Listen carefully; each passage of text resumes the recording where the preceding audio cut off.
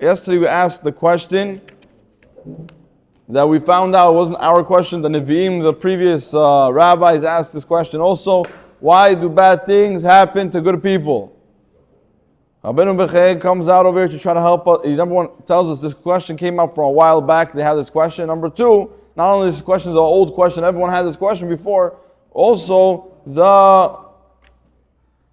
he says he's also going to try to give answers for it. But he said, I'm going to give you logical answers that should try to satisfy the person. Not labdafka, it's not for sure going to help you out, but it's giving you a picture. One of them already spoke while we're saying the question. We already said that. I'm going to say this. I'm going to say it one more time, and let's get into it right now. Even though that we said that we don't understand everything, we put it as a basis, as the foundation of the whole story over here. That number one, we don't understand everything. We don't understand cheshbonot shamayim. We don't understand what happens up there. Continues. Raiti levaer bezet dvarim. Rabbeinu Bechei says, I feel that it's needed that I have to try to apply some chokhmah al pi sechel, brain. Let's try to add some logic to make stuff make sense a little bit. Why do bad things happen to good people? And sheyesh bahem miktzat sipuk. Maybe the things I'm going to answer you today are going to give you a little satisfaction. They're going to maybe satisfy you a little bit. Okay. Because we cannot come and say that we understand the Hanagat Shamayim. We cannot say that we understand what's happening in heaven and the whole process of things. But at least let's try and have stuff, logical stuff that maybe could help us out. And he comes out and says the first thing: "Va'omar ki ofen hasiba asher mechamato yimana min hachasid hasagat parnasato bekalut ad sheyamol ba veitnaseh bekach." So he says the first reason why a person that is tzaddik, someone that's righteous. Tzaddik doesn't mean now big talmid. A person that's a righteous person does the mitzvot of God, does the commandments, listens to God. Why is it going to still be hard for him to bring it home parnasa? Efshar sheyeh machamat chet shekadam lo. It could be it's connected to a sin that he did back in the day. It could be that back in the day, before he was in his level of being the righteous one, he did something he has to get fixed right now. And the idea is to open up the checkings account of the person that has a little sin and to clean it up as fast as possible. Like it says in Mishlei, "Hen tzaddik ba'aretz yushlam af ki rasha vechoteh." So he says that in this world we have a tzaddik. Let's see the words of Mitzvot David, and after I'll give an explanation on that. Why should a wicked person feel satisfied with the success that he got right now? He just made a massive deal. He closed 2 million right now. Why should he be happy with this 2 million? Why should a wicked person be happy with this 2 million that he makes just now? He says, moves on. Don't,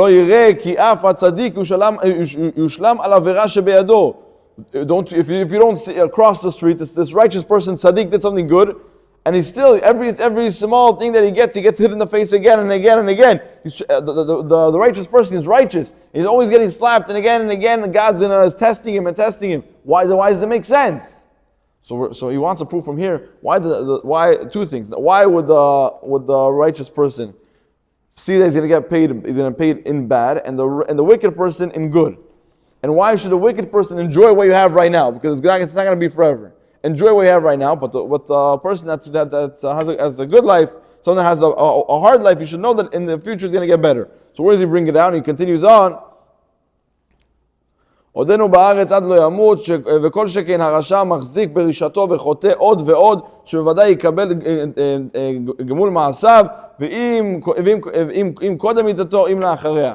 So he said, you should know, the wicked person should enjoy his money right now. If you close 2 million, you should enjoy the 2 million right now. Don't save it. You have nothing to do with the savings and to save it. Why? Because you're gonna feel the pain. It could be before your death, but most probably achareya. Most probably the pain you're gonna feel is in the next world. The next world, you enjoy this world to the extent that you forgot about everyone. You forgot about me. Means you forgot about God. You forgot about the Talmidei Chachamim. You forgot about the Torah. You forgot about everything.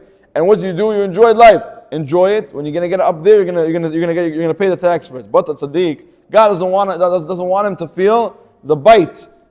So he tells him the bite in this world. We feel in this world, if someone loses let's say someone loses $1 million, it's crazy. We can imagine. I can't imagine someone losing that amount of money right away. It's the worst thing that can happen to someone, and that pain is unbearable, both with the conscience and physical and emotional. It's a crazy loss. But if this loss does not hurt like when you're going to lose up there, I always give this mashal.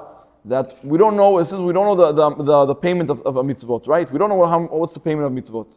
So if I tell you if you keep mitzvot tzitzit or what's going to be your payment up there, you can't tell me it's going to be this much or like 2 kilos of gold.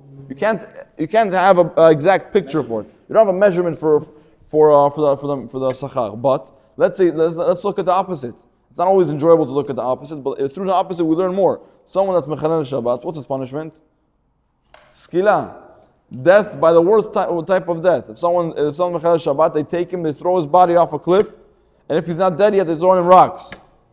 So we see over here, if you keeping Shabbat, you kept the Shabbat kirchata the right way, you're gonna get midah keneged midah. So at least you're gonna get the greatness of course. If you look at the pain of someone falling down a cliff, it's not that falling down a cliff he gets hit. Usually, regarding the Siyul Azazel, it says that it gets this, all the parts get disassembled. So imagine the amount of pain, and let's look at it in Davar Tov and something good.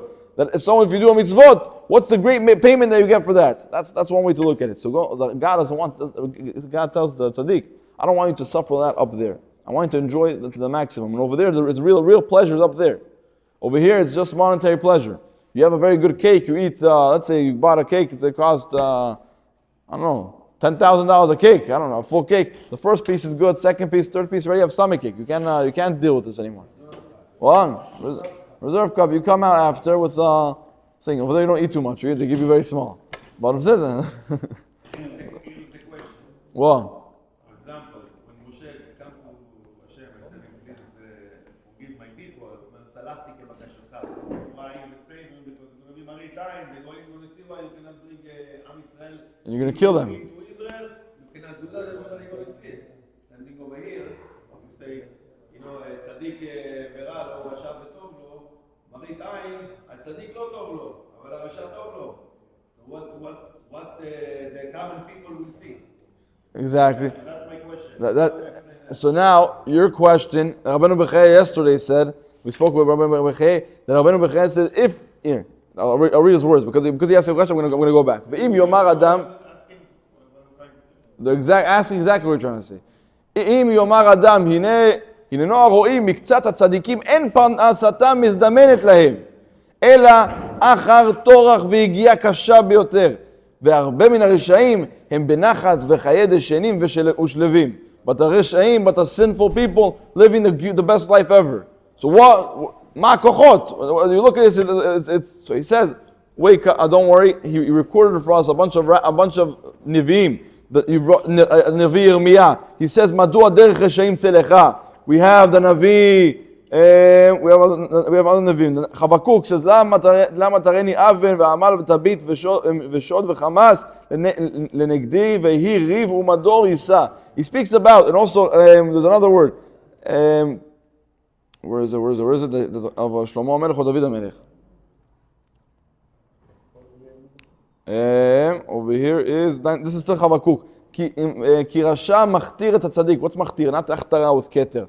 Rather, מכתרה, circling around him and taunting him, and bothering him, annoying him, that he's making money. תחריש בבלה רשע צדיק ממנו. You see a wicked person swallowing the tzaddik alive. He has no money. This Jew, right? It's a question that comes up, and bottom line, we say that we cannot answer this question.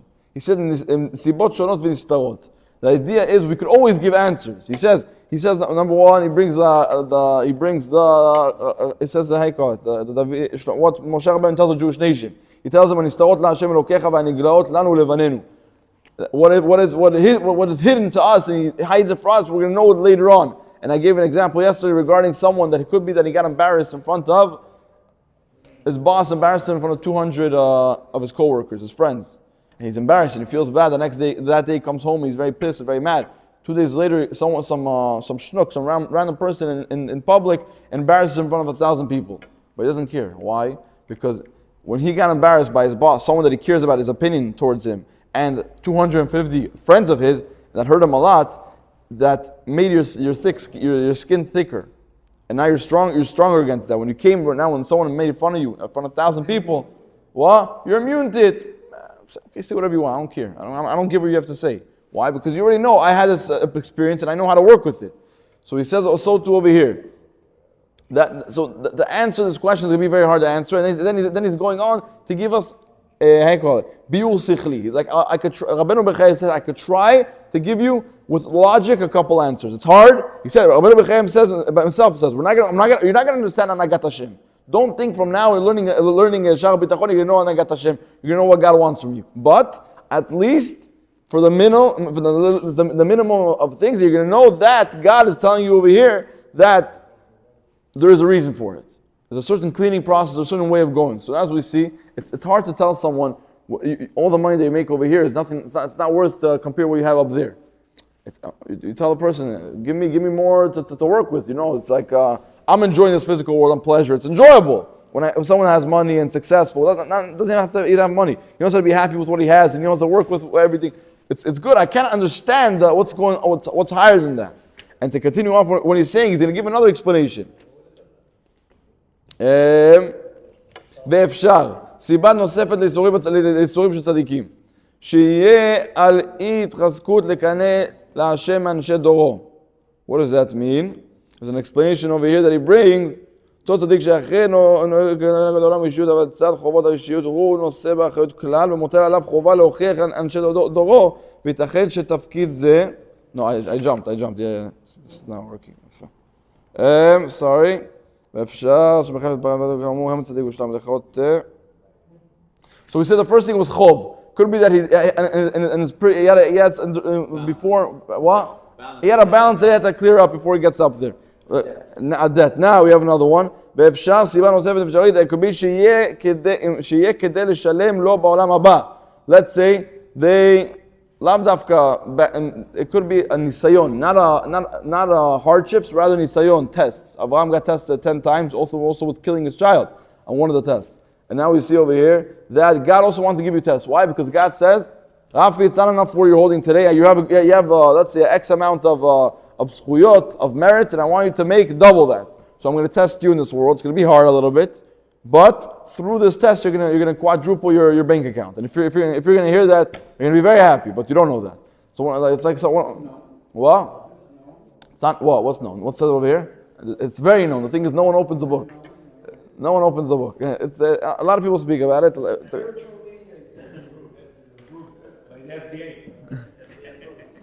Now. Okay, so with that we'll finish up. And tomorrow we'll talk about more ideas and more answers. Baruch Adonai Le'olam. Amen ve'amen.